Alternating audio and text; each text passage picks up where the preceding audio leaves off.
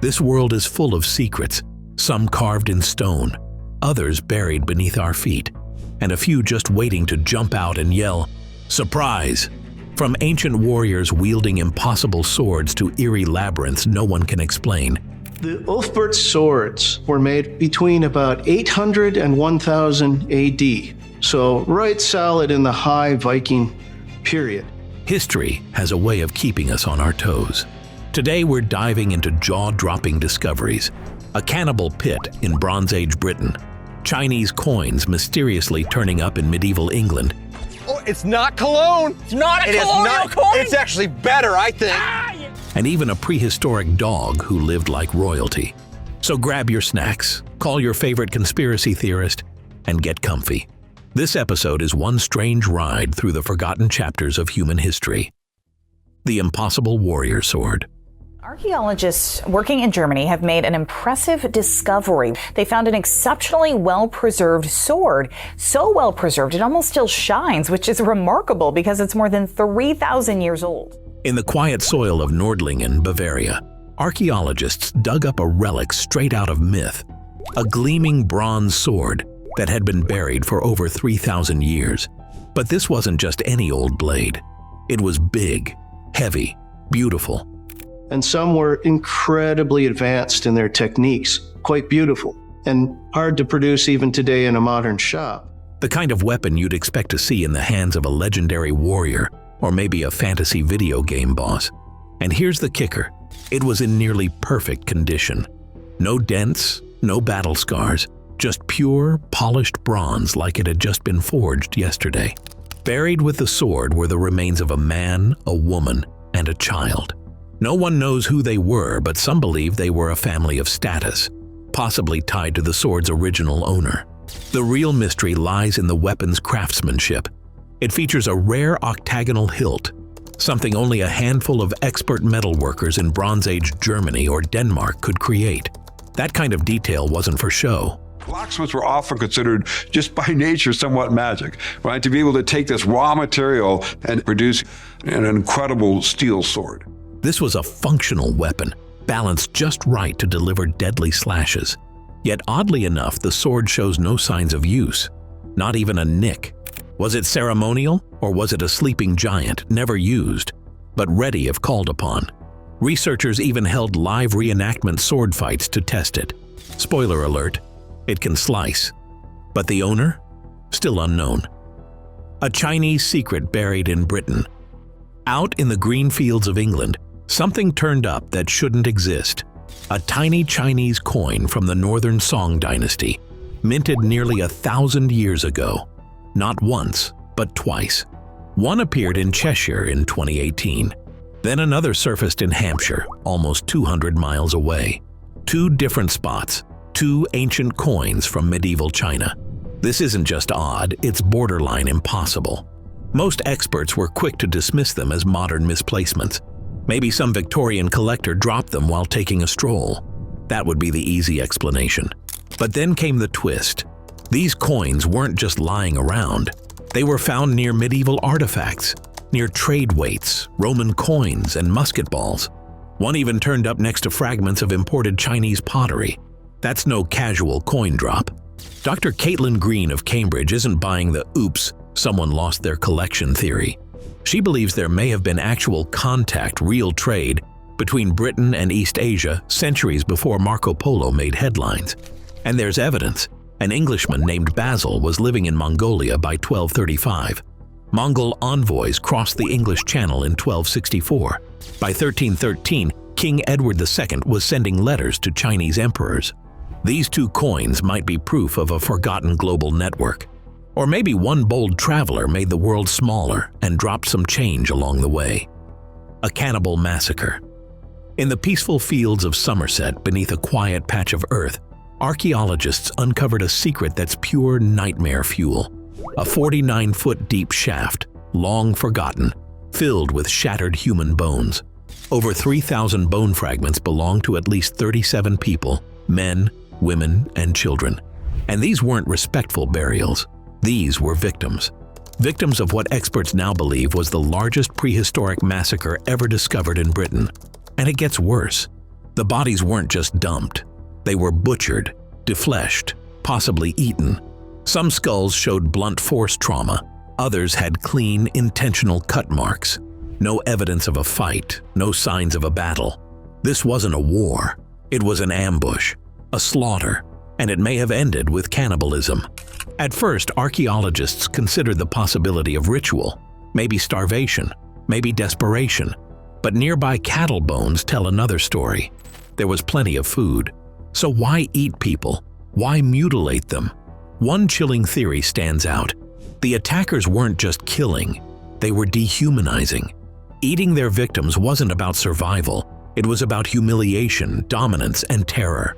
The site had been ignored for decades. Only now, with new technology and analysis, are we learning the gruesome truth. A moment in Bronze Age Britain where something snapped, and someone made the decision to turn a community into a warning carved in blood and bone. The fake fossil of Ushiawa man. In the 1950s, a groundbreaking discovery in Toyohashi, Japan, sent waves through the archaeological world. Scientists believed they had found Japan's oldest human fossil, a partial arm and leg buried for over 20,000 years. Nicknamed Ushiawa man, this ancient ancestor was celebrated as a milestone in Japanese prehistory. But as it turns out, Ushiawa man wasn't a man at all. Decades later, doubts began creeping in. Something about the bones just felt off. They looked too thick, too heavy, too beast-like. Finally, with new 3D scanning and DNA testing, the truth came crashing down. Ushiawa man was actually a prehistoric brown bear, a big, hairy case of mistaken identity. Back in the 1950s, Japan didn't have much fossil experience, especially with bear remains. The tools were primitive, and assumptions filled the gaps. If it vaguely looked human, they ran with it. For years, museum plaques and school books celebrated a discovery that was, in fact, one giant bear blunder. With Ushiawa man now officially demoted to Oshawa bear, the title for Japan's oldest human remains shifts to bones found in Hamakita and even older ones in the Ryukyu Islands, some dating back 32,000 years. Ironically, the same mistake happened in reverse in Alaska, where a supposed bear bone turned out to be human.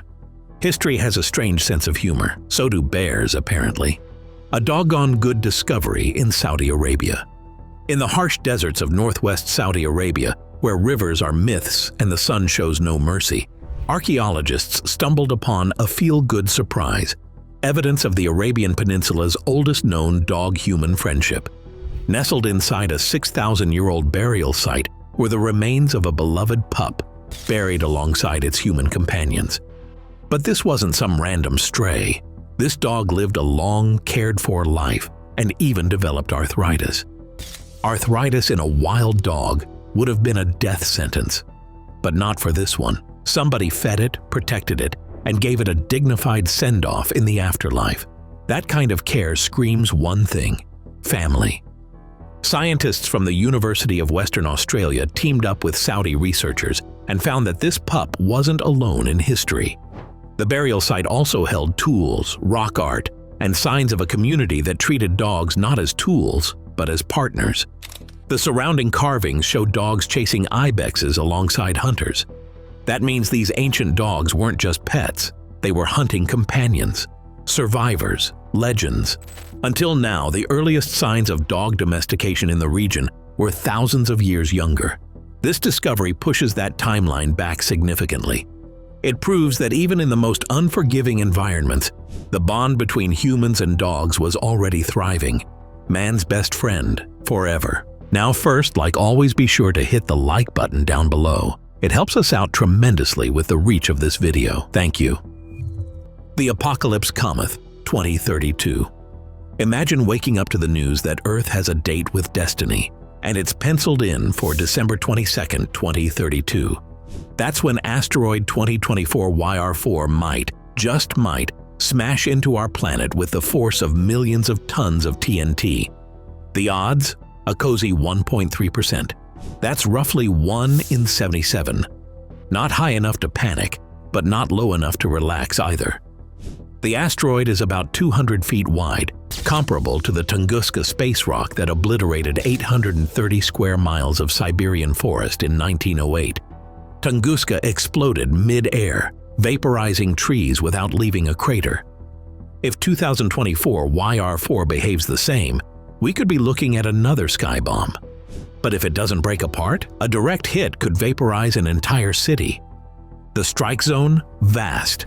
It could land anywhere between South America, the Atlantic Ocean, or sub-Saharan Africa. So far, NASA's impact monitoring system can't say for sure. Radar measurements in 2028 will give us a better picture, assuming we're still checking. Until then, astronomers are racing to determine the asteroid's composition. If it's made of stone, it might break apart. If it's iron, well, brace yourself. That's the stuff that punches through the atmosphere like it's butter. So, sleep tight. Just remember, space always has the last word. A mystery for the dead in Ecuador.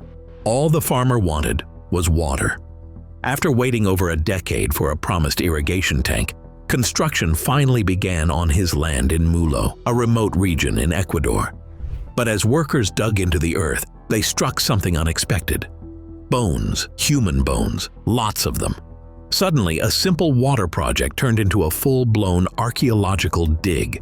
What they had uncovered was an ancient Inca burial site, dating back roughly 500 years to the turbulent era when the Inca Empire was colliding with Spanish colonial forces. The bodies unearthed weren't just random burials. They came with ceramics, carved artifacts, and one item that made absolutely no sense: a Christian cross. At that time, Christianity hadn't yet taken hold in the region. So how did it end up buried with Inca dead? Among the bones was a strange ring made of an unknown material. Not gold, not silver, not copper. Experts still don't know what it is.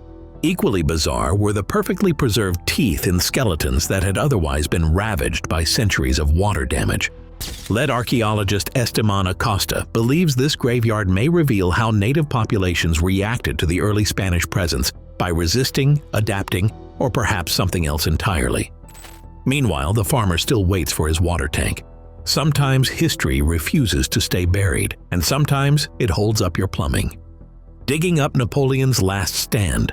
Waterloo, a name etched in history as the place where Napoleon's empire crumbled. Tens of thousands died in that single battle in 1815, yet for years there was one glaring mystery. Where were all the bodies? With an estimated 66,000 soldiers killed or wounded, archaeologists found only 2 complete skeletons until now. A UK charity called Waterloo Uncovered launched a dig near the site and made a spine-chilling discovery: a mass grave unlike any seen before. Nicknamed the Gore Pit, it held amputated limbs, dead horses, an ox, and the butchered remains of soldiers. Many of the limbs bore saw marks, signs of battlefield amputations done in a hurry and without anesthesia. Burial wasn't orderly. Ammunition pouches were used to separate human remains from animals, suggesting someone tried to show a shred of dignity amid the chaos. Experts now believe this site was part of a massive post-battle cleanup effort. One pit to collect the carnage as quickly as possible. For centuries, some believed Waterloo's dead had been ground up and sold as fertilizer. While that grim theory might still hold some truth, this gruesome trench proves that at least some of the fallen were buried, albeit hastily. It's a reminder that history isn't always carved in marble. Sometimes it's buried in blood and mud, just waiting to resurface. The 1,000-year-old turtle of Angkor.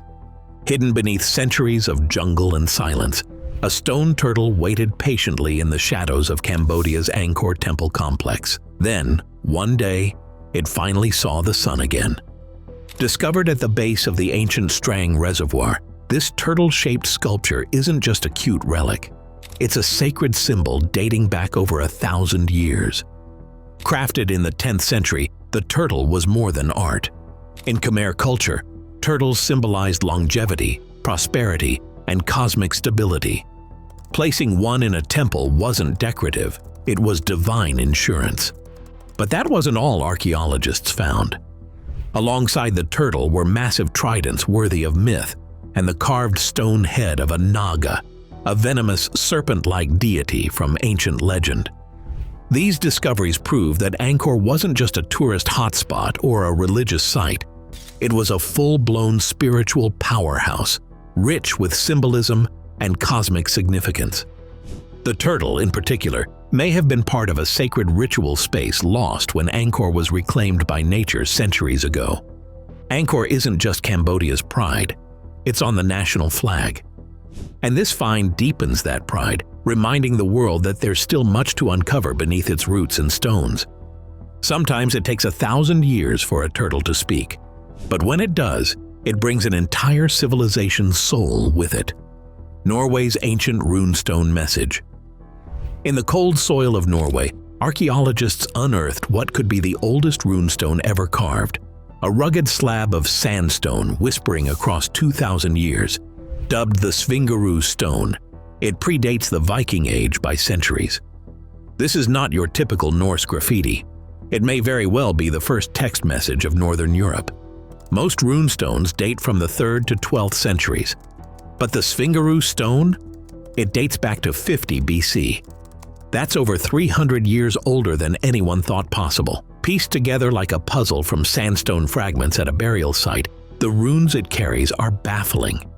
Some symbols look familiar, while others have never been seen before. It's possible this was an early experiment, runes in the making before a standard alphabet ever existed. So what does it say? That's the mystery. Scholars can't read it. It could be a curse, a dedication, or a prehistoric "I was here." But whatever the message, it proves people in this region were already trying to make their words immortal. The Svingaroo stone turns history on its head. It suggests that written communication began earlier and evolved more creatively than we assumed. Before Vikings, before kingdoms, before even the myth of Odin, someone, somewhere in ancient Norway, picked up a chisel and carved a message meant to last forever. From warrior swords that never saw battle to coins lost in the wrong century. From ancient dogs living like royalty to mysterious turtle guardians of forgotten temples. These stories remind us that history isn't a straight line. It's a web of strange, beautiful, and sometimes terrifying moments buried in time, waiting for curious hands to dig them up. Every artifact, every bone, every etched rune is a whisper from the past telling us we don't know as much as we think we do. So keep asking questions, keep digging, and most importantly, keep watching, because the past is never really past.